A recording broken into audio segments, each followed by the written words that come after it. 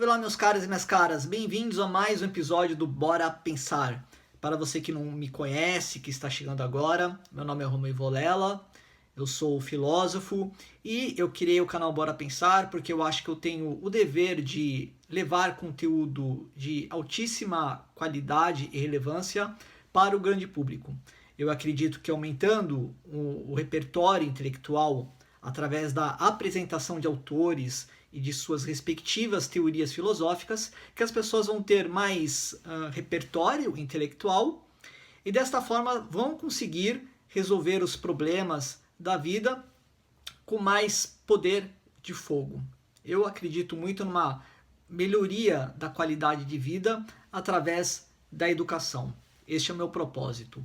Muito bem, hoje eu vou fazer uma continuação do episódio que eu fiz do Jean-Paul Sartre, O Ser e o Nada. Este episódio, para a minha surpresa, teve vários comentários, várias observações, perguntas. Eu reuni algumas que eu achei bem interessante.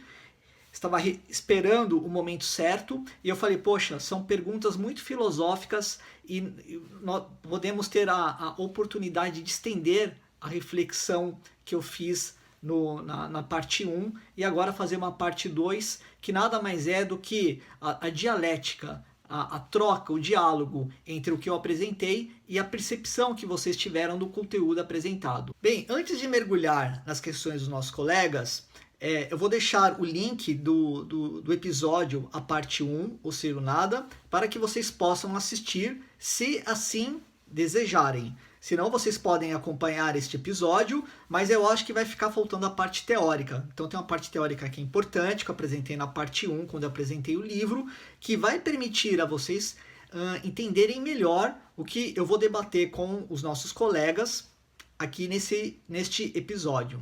Bem, o primeiro colega, o nome dele é Mazola. A primeira pergunta dele é a seguinte: como que o Sartre dizia que a consciência é o nada, se nós temos vários sistemas no nosso corpo, como por exemplo o sistema digestivo, o sistema respiratório, que estão constantemente funcionando e o cérebro está atuando na coordenação, na atuação destes sistemas? Mas olha, pergunta muito boa que você fez, mas eu vou te devolver a sua provocação com outra provocação filosófica. Uma pessoa que está em coma, ela tem todos esses sistemas operando, ou boa parte deles operando, e ela não tem consciência, ou seja, ela não tem uma percepção imediata, clara, do que está acontecendo, do que acontece ao seu redor. É possível que os sistemas funcionem sem consciência. Eu queria que você pensasse e respondesse a minha provocação filosófica. Faz parte, tá, Mazola? Eu estou fazendo essa provocação porque é exatamente o que os professores fazem comigo lá na universidade. É assim que nós vamos aprendendo a pensar e expandindo a nossa capacidade intelectual. Mazola, vamos à sua segunda pergunta. Você diz o seguinte: como que pode a mente estar ligada em algo, mas ao mesmo tempo ela também ser vazia? Outra excelente pergunta. E não é fácil explicar este conceito, mas eu vou fazer o melhor que eu puder. Vamos recapitular algumas coisas que o Sartre dizia. O Sartre dizia que existem dois seres, né? Porque o nome do livro é O Ser e o Nada. Tem o ser em si, que no caso é uma caneta. Uma caneta, ela só pode ser uma caneta. Uma caneta, ela foi idealizada por quem criou a caneta. No caso, vamos supor, eu, Romeu, trabalho na BIC e criei essa caneta preta. A caneta, ela só pode ser aquilo que eu determinei a ela. Ou seja, a essência de uma caneta é ser uma caneta. Ela não pode ser nada mais do que isto. Nós, seres humanos, somos diferentes. O Sartre dizia que não há um criador que determinou que a essência do Romeu é ser um filósofo, ou que a essência do Mazola é ser um bombeiro ou ser um médico. A essência, a natureza da consciência humana é um nada, é um vazio. Isso nos difere de todas as outras espécies da natureza. Inclusive, é justamente essa característica da nossa consciência que o Sartre diz que permite que nós, de fato, sejamos livres, nós temos o livre-arbítrio, porque a nossa consciência ela não é determinada por nada.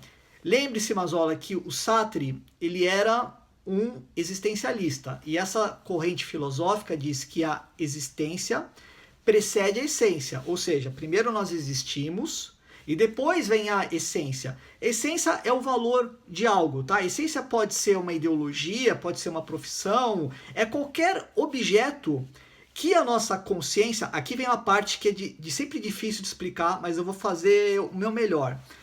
Mas olha, presta atenção, a nossa consciência é o nada segundo Sartre. Ela não tem nada.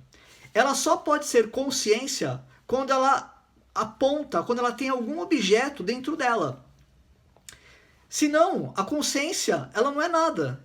A consciência só é consciência quando ela aponta para alguma ideologia, vamos supor, para o cristianismo, ou para a religião islâmica, ou para a filosofia, ou para o comunismo, o capitalismo. São estes objetos que a mente, que a consciência aponta, que vão fazendo da consciência o que ela é.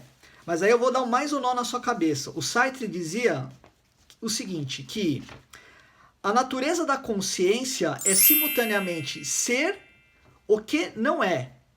O que é ser o que não é? É justamente esses objetos que a nossa consciência preenche, precisa preencher para a consciência fazer algum sentido.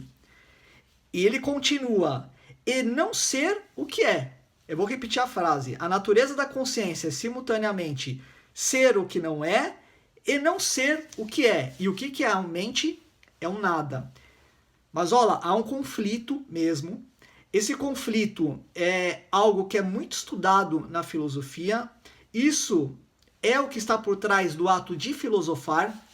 Nós temos um vazio constante em nossa consciência que nós precisamos o tempo inteiro preencher.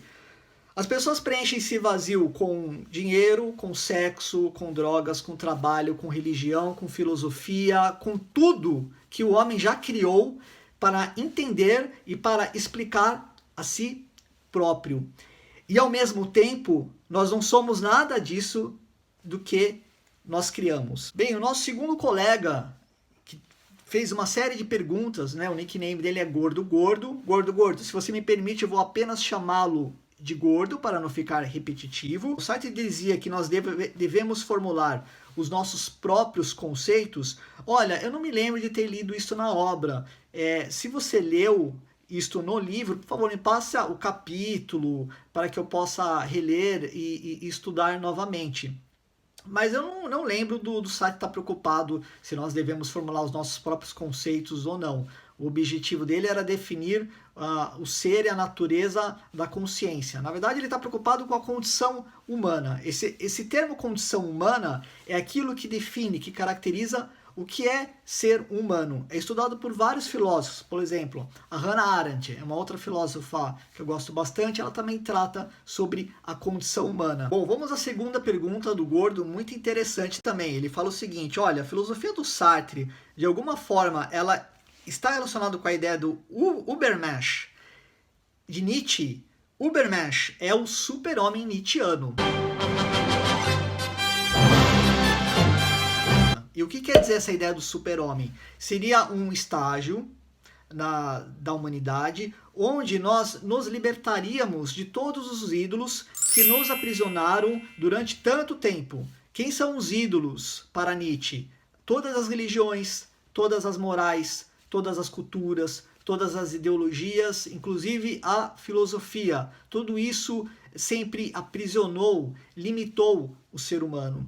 O super-homem é aquele que se liberta de tudo isto e ele constrói as suas próprias condições. Ou seja, o homem ele supera o próprio homem. Esse é o super-homem nietzschiano. Gordo, parece, né? Eu sei que parece com as ideias do Sartre, que a nossa consciência, a natureza é um nada, mas você não pode comparar um sistema filosófico com outro. E eu vou te explicar por quê. Você só consegue entender a filosofia do Sartre se você entender o que é o ser, o que é o nada, o que é faticidade, o que é livre-arbítrio. São conceitos que formam explicam toda a ideia do Sartre. E você não consegue transpor esses conceitos pela filosofia do Nietzsche e nem vice-versa. Nietzsche, por exemplo, tem o eterno retorno, tem os ídolos de pés de barro, Deus está morto, enfim, tem uma série de conceitos que estão lá na filosofia do Nietzsche que são necessários para você entender toda a filosofia do Nietzsche. Você também não pode levar para explicar ou correlacionar com a filosofia do Sartre. Vou te dar um exemplo. Nietzsche provavelmente veria toda a filosofia sartriana como mais um ídolo a ser destruído.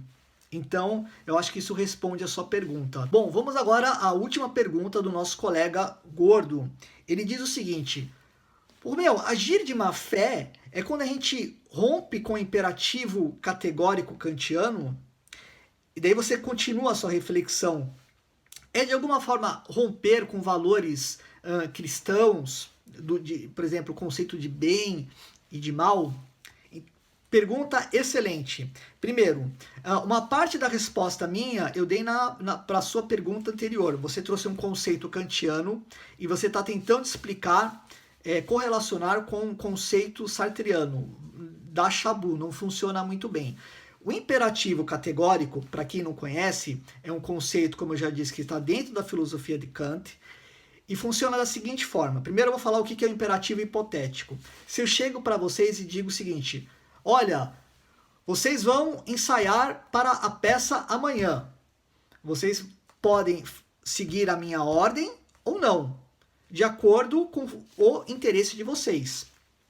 Esse seguir ou não seguir o imperativo lembra que é um modo verbal de ordem? O Kant dizia, vocês só devem seguir esse imperativo se for do interesse de vocês. Se não for de interesse, não sigam.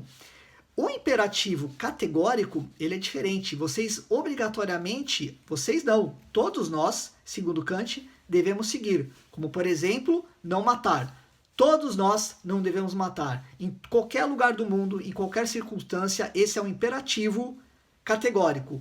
Todos devem seguir. Tem uma série de problemas, essa forma de pensar do Kant, mas eu não vou tratar disso aqui, porque nós estamos falando do Sartre. Gordo, agir de má fé não é romper esse imperativo categórico. Agir de má fé é quando você nega a sua condição de livre arbítrio dentro da filosofia do Sartre. A consciência, mais uma vez, a consciência em Sartre, ela tem dois aspectos. Ela é faticidade e transcendência. Ou seja, faticidade, tudo aquilo que aconteceu no nosso passado, que acontece no nosso presente, está afetando a nossa consciência. Não há como fugir disso. Porém, nós temos a capacidade de transcender, ou seja, de ultrapassar esses fatos da nossa consciência, imaginando soluções, nos imaginando no futuro, imaginando diversas possibilidades. É justamente aí que para Sartre reside o nosso livre-arbítrio. Quando você nega ou a faticidade ou a transcendência, você está agindo de má fé. Depois você continua o seu raciocínio e você também fala o seguinte: se agir de má fé é de alguma forma romper com os valores de bem e mal cristãos. Eu acho que você está se referindo desses valores de alguma forma serem valores universais. Eles não são valores universais. Lembre-se que mesmo dentro do cristianismo você tem várias vertentes diferentes que têm valores morais diferentes. Temos outras sociedades que não são cristãs, como por exemplo, boa parte do Oriente não é cristão. Eles têm um outro conjunto moral. Ou seja, aquilo que você está querendo dizer como uma verdade, um valor moral universal, ele não existe. E é por isso que a ética é tão bacana, tão difícil de ser estudada. Por quê? Porque o que é certo para uma cultura pode não ser para outra. Bem, meus caros, estamos encerrando mais um episódio, esse episódio diferente. Eu nunca tinha feito nesse formato, mas eu acho que esse processo de diálogo, eu apresento o filósofo, vocês vomitam todas as inquietações de vocês, as reflexões nos comentários, e depois eu gravo um outro episódio para tentar responder ou provocar vocês de novo, né? Ou seja, um processo de diálogo, de dialética. É muito interessante. Isso é filosofar. Veja, aqui o objetivo não é achar a resposta correta, é o ato de pensar. Quando nós exercitamos, tá, esse exercício de filosofia, a nossa mente expande, nós percebemos outras perspectivas e dessa forma o nosso intelecto sai o quê? Ele fica mais robusto. Gostaria de desejar a você muito obrigado pela atenção, muita gente escutando nos podcasts, um forte abraço para todos vocês, muito obrigado pelo apoio. Não se esqueçam de se inscrever no canal e de me seguir lá no Telegram. Mas não é só seguir, vocês precisam seguir o canal. Muita gente vai lá, assiste os vídeos, gosta do que eu estou compartilhando e tudo mais, mas acaba se esquecendo de seguir o canal do Bora Pensar no Telegram e depois perde um monte de conteúdo bacana que eu estou compartilhando lá praticamente diariamente. Inclusive, às vezes, prévia dos episódios, tá bem bacana. Beleza? Fortíssimo abraço, se cuidem e até o próximo episódio, o Pílula do Bora Pensar. Fui!